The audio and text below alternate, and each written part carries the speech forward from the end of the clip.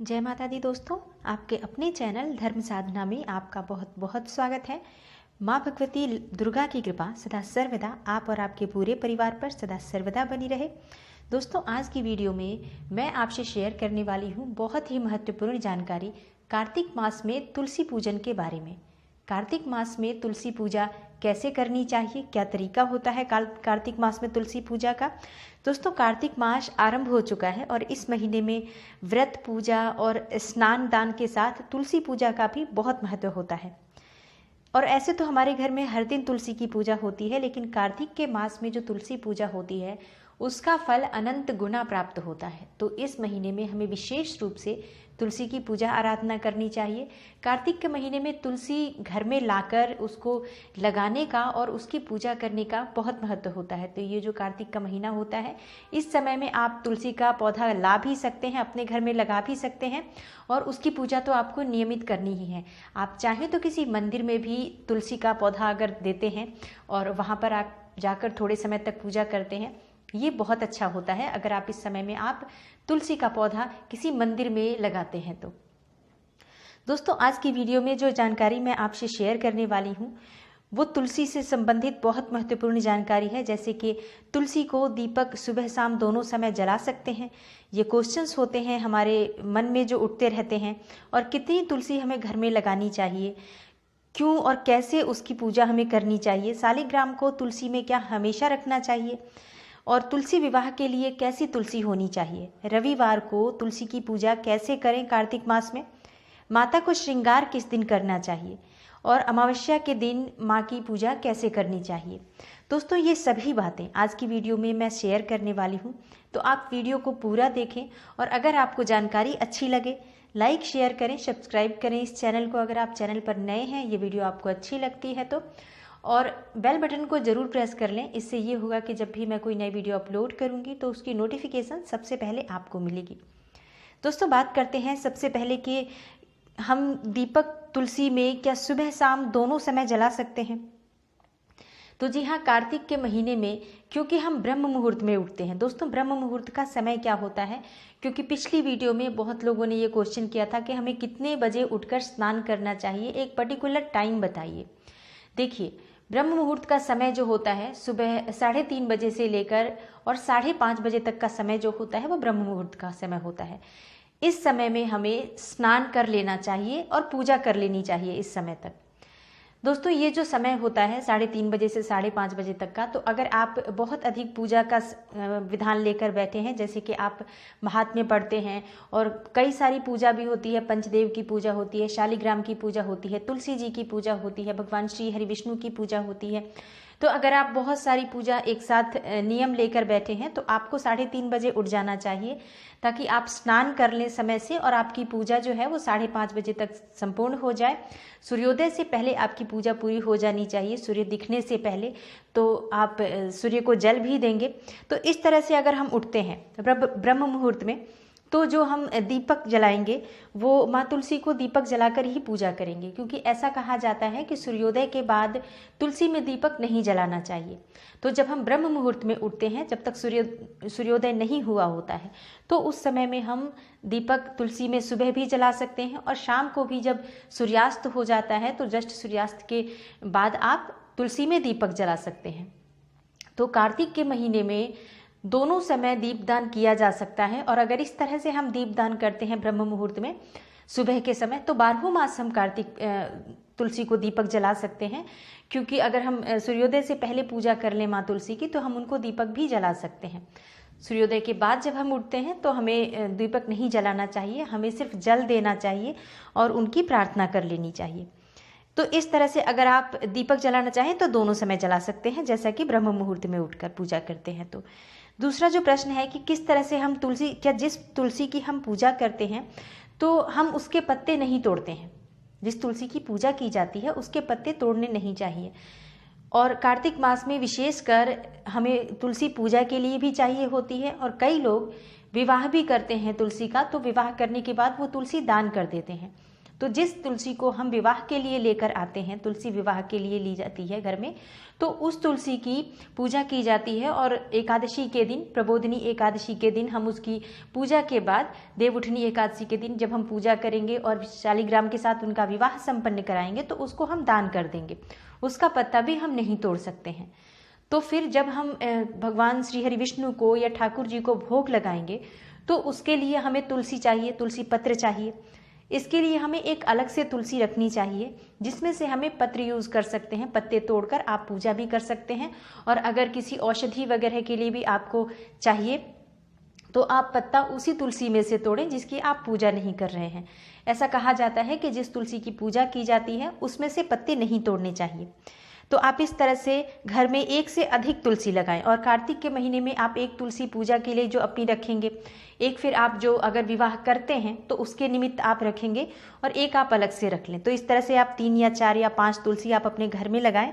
और तुलसी जितनी अधिक घर में होती है उतना एनवायरनमेंट शुद्ध होता है, क्योंकि तुलसी जो है उससे हवा बहुत शुद्ध होती है, नेगेटिविटी हमारे घर से चली जाती है। तो अगर तुलसी आपके घर में कई सारी होंगी तो हवा बहुत शुद्ध होगी, नेगेटिव एनर्जी तो आपके घर में आ ही नहीं सकती है अगर तुलसी विराजमान है तो। दोस्तों, शालिग्राम को तुलसी में हमेशा रखना चाहिए। ये भी एक बड़ा प्रश्न होता है कि हम तुलसी में शालिग्राम रख सकते हैं। जी हाँ, रख सकते हैं, लेकिन क्या हमेशा हमें तुलसी में ही रखना चाहिए? देखिए, कार्तिक के महीने में विशेष रूप से आप तुलसी में शालिग्राम रख सकते हैं। जैसे जिस तुलसी का हम विवाह करते हैं या अगर विवाह नहीं भी करते हैं तो आप एक तुलसी जो पूजा कर रहे हैं उसमें आप शालिग्राम रख सकते हैं, पूरे समय रख सकते हैं 1 महीने तक। लेकिन ऐसा 12 मास नहीं करना चाहिए कि हमेशा शालिग्राम जो है वो तुलसी में ही रहें। आप पूजा के समय लेकर जाएं और पूजा के बाद आप उसे अपने घर में लाकर अपने मंदिर में स्थापित कर दें, शालिग्राम को उनके आसन में विराजमान कर दें। लेकिन कार्तिक के महीने में आप पूरे समय, पूरा महीना जो होता है ये, इस महीने में आप तुलसी को और शालिग्राम को एक साथ रखें। इनकी पूजा भी एक साथ ही होती है। तो आप कार्तिक के महीने में ऐसा कर सकते हैं। दोस्तों, तुलसी विवाह के लिए कैसी तुलसी होनी चाहिए? जो लोग विवाह करते हैं ये उनके लिए है। जो लोग तुलसी विवाह करते हैं ये प्रश्न उनके लिए है कि हमें तुलसी विवाह में कैसी तुलसी होनी चाहिए। देखिए, तुलसी विवाह के लिए हमें जो तुलसी चाहिए होती है वो ऐसी तुलसी चाहिए होती है जो बिल्कुल छोटी सी हो, जिसमें बीज ना लगे हों, फूल ना लगे हों। ऐसी तुलसी हमें लानी चाहिए अपने घर में और ऐसी तुलसी हमें लगानी चाहिए। और विवाह के बाद जो हम तुलसी विवाह संपन्न कराते हैं उसके बाद हम या तो उस ब्राह्मण को ही दे दें और या फिर हम उसे किसी मंदिर में दान कर देते हैं। एकादशी के दिन जब आप माँ तुलसी का शालिग्राम के साथ विवाह संपन्न कराते हैं तो शालिग्राम के साथ जो विवाह के लिए तुलसी ली जाएंगी वो बिल्कुल छोटी तुलसी होंगी, कन्या तुलसी होंगी। तो ऐसी तुलसी आपको विवाह के लिए चाहिए। अगला जो प्रश्न है कि कार्तिक का महीना है और हमें पूरे समय तुलसी जी की पूजा करनी है तो रविवार को कैसे करें? दोस्तों, रविवार के दिन, वैसे तो कुछ लोग कहते हैं कि रविवार के दिन, कार्तिक के महीने में रविवार मान्य नहीं होता है, कि मतलब आप रविवार के दिन भी पूजा कर सकते हैं। रविवार के दिन, कार्तिक में रविवार को भी हम पूजा कर सकते हैं तुलसी की। लेकिन कई बार मन में संशय उठता है कि कभी भी नहीं किया जाता है तो कैसे करें? तो ऐसे में आप कार्तिक के महीने में जो रविवार आता है आप उसमें जल ना दें तुलसी में और सिर्फ आप दीप दान करें। अब दीप दान कैसे किया जाता है ये भी कुछ लोगों का प्रश्न होता है कि दीप दान कैसे किया जाता है। दोस्तों, दीपदान का मतलब होता है दीपक जलाना। तो आप तुलसी के नीचे दीपक जलाकर, शुद्ध घी का दीपक जलाएं। गाय का शुद्ध घी हो, बहुत श्रेष्ठ होगा। तो गाय का शुद्ध घी ले आएं और उसका आप दीपक हर रोज प्रज्वलित करें तुलसी में, सुबह भी और शाम को भी। दीपक कैसा होना चाहिए? एक तो दीपक बहुत साफ सुथरा होना चाहिए। तो आप पीतल का एक दीपक ले आएं और आप सुबह शाम दोनों समय जलाएं। मिट्टी का अगर आप दीपक लाते हैं तो मिट्टी का दीपक, आप एक ही दीपक अगर हर बार जलाते हैं तो वो ठीक नहीं होगा। ऐसा ठीक भी नहीं होता है। मिट्टी के दीपक को बार बार प्रज्वलित नहीं करना चाहिए, हर बार उसी में दीपक नहीं जलाना चाहिए। तो अगर आप मिट्टी का दीपक जलाते हैं तो आप सुबह शाम दोनों समय बदलेंगे। तो इससे अच्छा होगा कि आप एक पीतल का दीपक ले आएँ और उसको ही आप जलाएं। और जब भी आप दीपक जलाएं उससे पहले उसे अच्छे से साफ कर लें, फिर उसमें घी और दीप डालकर प्रज्वलित करें माँ तुलसी के सामने। दोस्तों, इस तरह से आप रविवार के दिन भी पूजा कर सकते हैं। अगर जल ना देना चाहें तो सिर्फ आप दीप दान कर दें। अब बात आती है कि बहुत से लोग जब तुलसी लेकर आते हैं, जैसे कि कार्तिक का महीना शुरू हुआ, तुलसी लेकर आए हैं पूजा के लिए, तो उसके पहले दिन ही वो श्रृंगार कर देते हैं, माता को चुन्नी चढ़ा देते हैं और चूड़ियाँ वगैरह भी चढ़ा देते हैं, रोली कलावा बांध देते हैं। तो इस तरह से नहीं करना चाहिए। ऐसा कहा जाता है कि एकादशी के दिन जब माँ तुलसी का शालिग्राम के साथ विवाह होगा, तभी उनको श्रृंगार की सामग्री चढ़ाई जाती है, श्रृंगार की सामग्री अर्पित की जाती है। तो जब एकादशी के दिन आप विवाह करेंगे या फिर आप विवाह नहीं भी करते हैं तो भी पूजा तो विधिवत उस दिन करनी होती है माँ तुलसी की। विवाह संपन्न बहुत लोग कराते हैं, बहुत लोग नहीं भी कराते हैं, तो इसमें कोई परेशान होने की आवश्यकता नहीं। पूजा उस दिन जरूर करनी चाहिए और माँ तुलसी को श्रृंगार की सामग्री उस दिन अवश्य अर्पित करनी चाहिए। श्रृंगार की सामग्री में आप चूड़ियाँ, बिंदी, मेहंदी, लिपस्टिक, सारी चीज़ें आप माँ तुलसी को अर्पित करें, उनको चुन्नी चढ़ाएं। इस तरह से माँ तुलसी की विधिवत पूजा की जाती है। और ब्राह्मण के लिए भी उस दिन दान निकाला जाता है। अगर आप स्वयं से भी एकादशी की पूजा कर रहे हैं तो ब्राह्मण के लिए दान अवश्य निकालें। जैसे ब्राह्मण के लिए भोजन की सामग्री, आप कच्चे भोजन की सामग्री निकाल दें और वो किसी ब्राह्मण को दान कर दें। दोस्तों, एकादशी पर पूजा करनी कैसे है तुलसी की, वो मैं आगे आपको वीडियो दूंगी विधिवत विस्तार से। अभी फिलहाल बात करते हैं कि पूरे कार्तिक में आपको किस तरह से करना है। तो माता को श्रृंगार आपको सिर्फ एकादशी के दिन चढ़ाना है, बाकी के दिन आप दीप दान करें, जल अर्पित करें। इस तरह से आप उनकी पूजा पूरे महीने में करेंगे। अमावस्या के दिन, जो कि माँ तुलसी का जन्मदिन माना जाता है, इस दिन आप विशेष रूप से माँ तुलसी की विधिवत पूजा करें और दीप दान करें उनकी। और दोस्तों, ऐसा कहा जाता है कि इस दिन मतलब अमावस्या तिथि के दिन अगर आपको कच्चा दूध मिल जाए थोड़ा सा, तो ब्रह्म मुहूर्त के समय थोड़ा सा कच्चा दूध अवश्य अर्पित करना चाहिए माँ तुलसी को।